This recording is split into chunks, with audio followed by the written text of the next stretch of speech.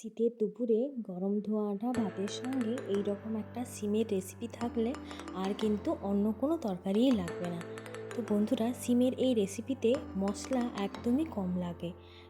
একদম সামান্য কিছু মশলা দিয়ে এই দুর্দান্ত স্বাদের সিমের রেসিপি তৈরি হয়ে যাবে। তো চলুন বন্ধুরা, দেখে নিই কীভাবে আমি সিমের এই রেসিপি তৈরি করলাম।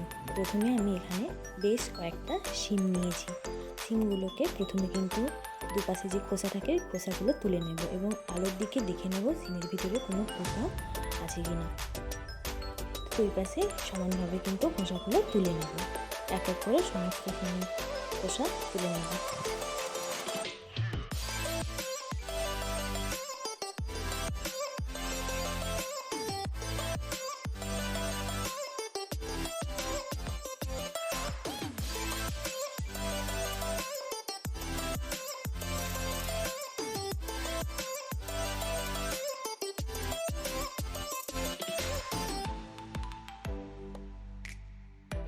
সিমগুলোকে কিন্তু আলোর কাছে দিয়ে দেখে নেব যে ভিতরে কোনো পোকা আছে কি না। তো এইভাবে গোটা গোটা সিম রান্না করলে কিন্তু একটু চেক করে নিতে হবে।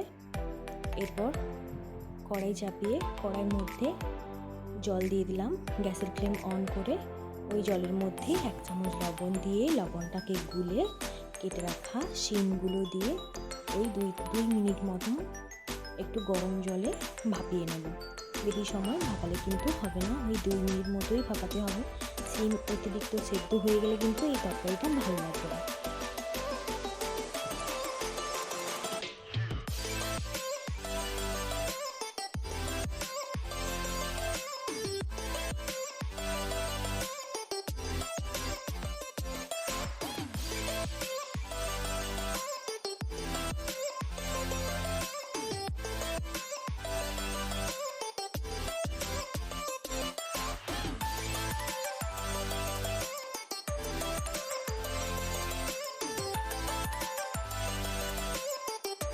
শিম ভাপিয়ে এইভাবে তুলে নিলাম।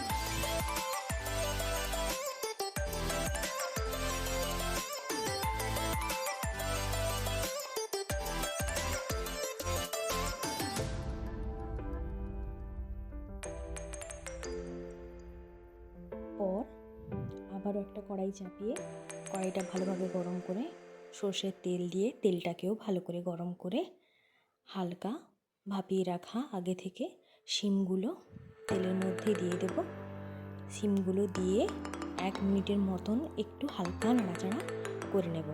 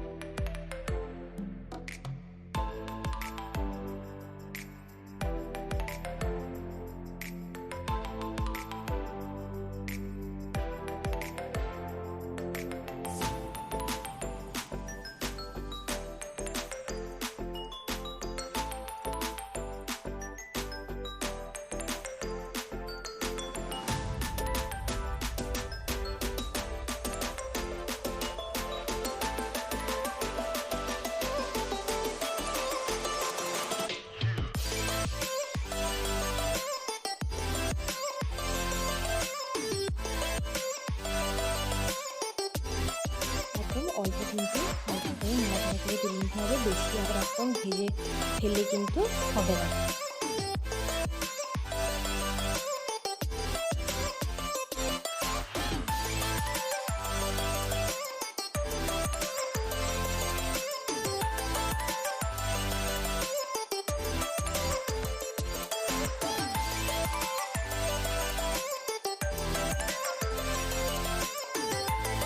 তুলে নিয়ে এই কড়াইতেই আবার একটু সরষের তেল দিয়ে তেলটাকে ভালোভাবে গরম করে প্রথমেই কিন্তু 1 চামচ কালো জিরে দিয়ে দেবো।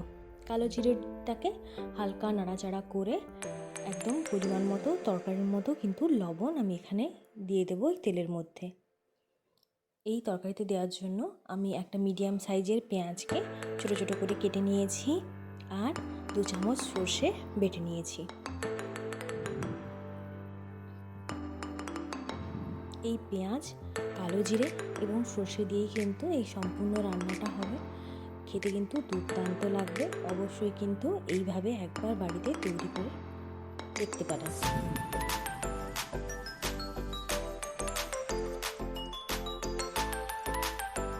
লবণ কিন্তু আমি এই সময় দিয়ে দিলাম।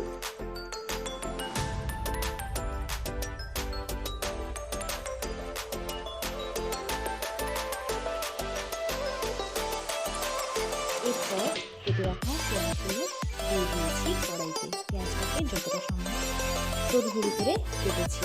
পেঁয়াজটাকে একদম কিন্তু লাল করে ভেজে নেব। পেঁয়াজ কিছু সময় নাড়াচাড়া করে কেটে রাখা কাঁচা লঙ্কাগুলো দিয়ে দেবো। এই তরকারিটিতে কোনো প্রকার গুঁড়ো লাল লঙ্কার গুঁড়ো ব্যবহার করবো না। এই কাঁচা লঙ্কার ঝাল কিন্তু এই তরকারিতে হয়ে যাবে।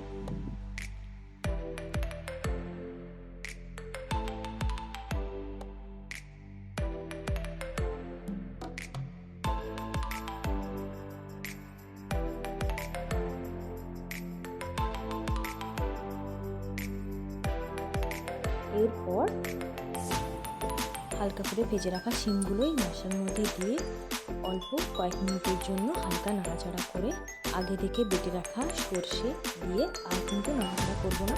সর্ষে দেওয়ার সঙ্গে সঙ্গে কিন্তু জল দিয়ে দেবো। জল দিয়ে বেশ সময় ফুটিয়ে নেব এবং জল দেওয়ার পরে কিন্তু একদম 1 চামচ হলুদের গুঁড়ো দেবো।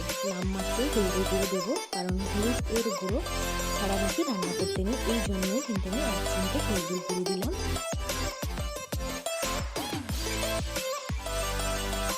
এরপর 3 থেকে 4 মিনিট ফুটিয়ে নিলেই কিন্তু এই শিমের রেসিপি একদম তৈরি হয়ে যাবে। এরপর গরম গরম ভাতের সঙ্গে পরিবেশন করবেন, খুবই ভালো লাগবে।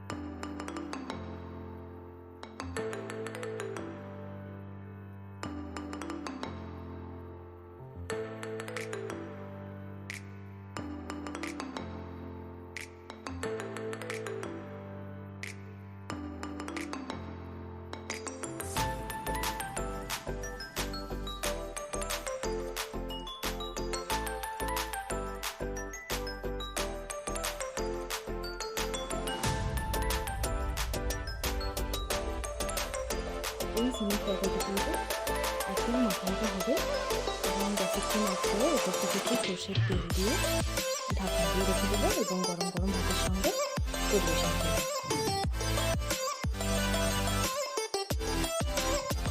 তো সিম থাকতে থাকে এবং বাড়িতে সিম থাকতে থাকে এইভাবে কিন্তু একটা সিমের রেসিপি করে নেবেন, খুবই ভালো লাগবে।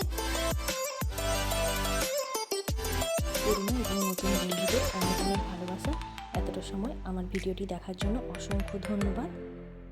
আমার এই রেসিপি কেমন লাগলো অবশ্যই কিন্তু কমেন্ট করে জানাবেন। ভালো লাগলে প্লিজ একটা লাইক করে দেবেন এবং আমার চ্যানেলটিকে সাবস্ক্রাইব করে দেবেন। পাশে থাকা বেল বাটনটি প্রেস করে দেবেন, তাহলে নিত্য নতুন ভিডিও নোটিফিকেশান আপনার কাছে পৌঁছে যাবে।